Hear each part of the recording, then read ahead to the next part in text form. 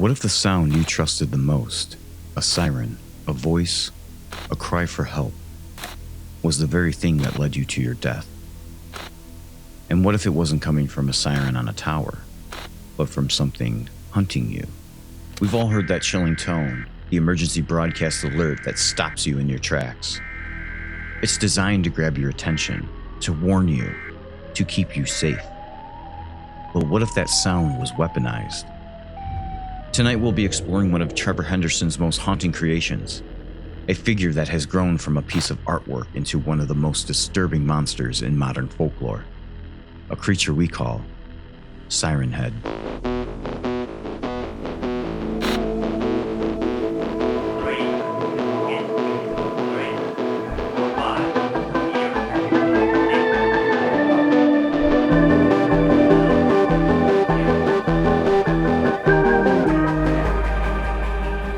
Back in 2018, the internet was still hooked on creepy stories online.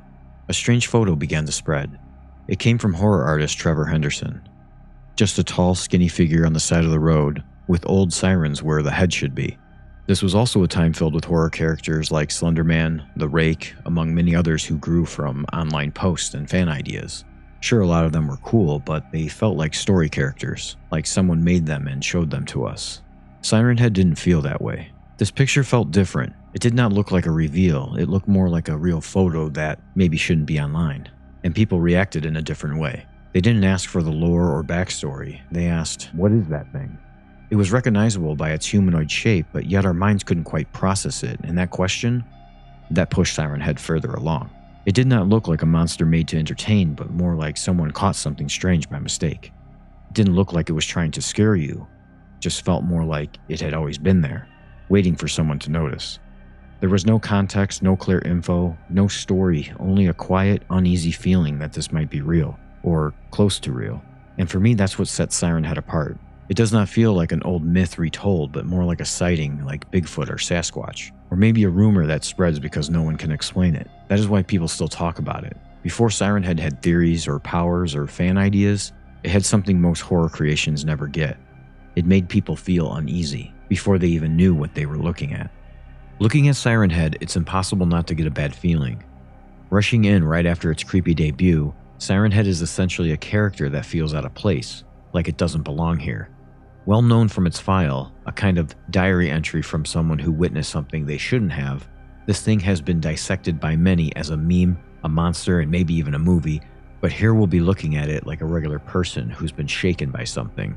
At 40 feet tall, Siren Head is taller than some buildings, telephone poles, and anything else that's normal. Yet its bony body has a horribly thin and elongated appearance. Its surface isn't polished steel, it's a rough, corroded texture that's flaking away from it, which is from years of being exposed to the rain and other environmental elements. Where its head should be is occupied by two sirens, the real kind that send out warnings for storms, emergencies, and air raids. Those sirens are said to be the only true metal on its body, fused by its rusted, flaky skin. Inside its chest, pictures show wires of old audio reels spinning as if it breathes sound instead of air. It's mechanical in nature, but it isn't actually a machine. And according to Trevor Henderson, there may only be one of them floating about. And once you move past the way it looks, you start to notice something more unsettling. The way Siren Head survives is not as fictional as it seems. A creature that uses sound to hunt might sound like a horror story, but it isn't. Let's examine nature and how mimicry serves as a survival tool. Some predators don't always chase their prey, they trick it. In the Amazon rainforest, margays have been caught copying the cries of baby monkeys.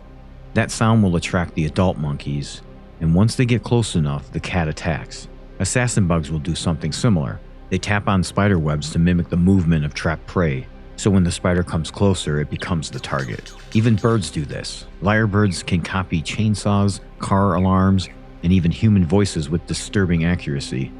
Nature has been using sound to hunt for a very long time. Siren Head takes that concept and goes far beyond what we should have imagined. Its size does not just define Siren Head, but also by its voice. Though sirens can project air raid tones, emergency alerts, and storm warnings, they can also emit static, broken radio chatter, and even warped music.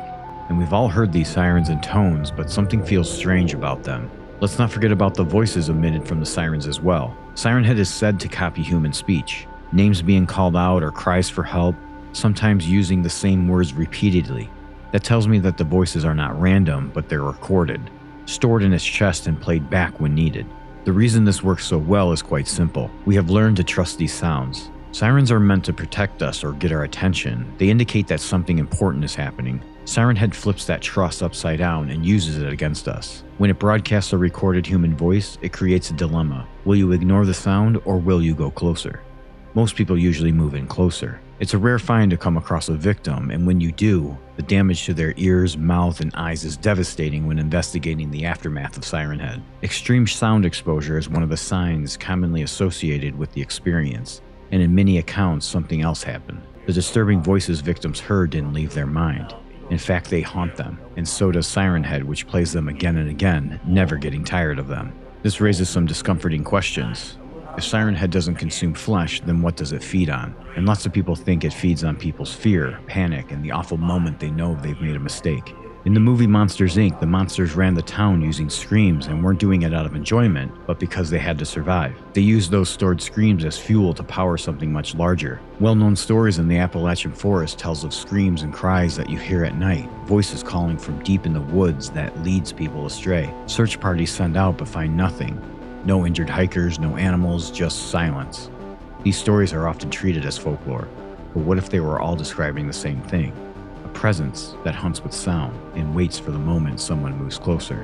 Whether it's a monster, a spirit, or something much older, Siren Head has earned its place among the most unsettling figures in modern horror. So the next time you're out at night and you pass a lone streetlight or a telephone pole that feels a little too still, take a second look and just make sure it isn't watching you back.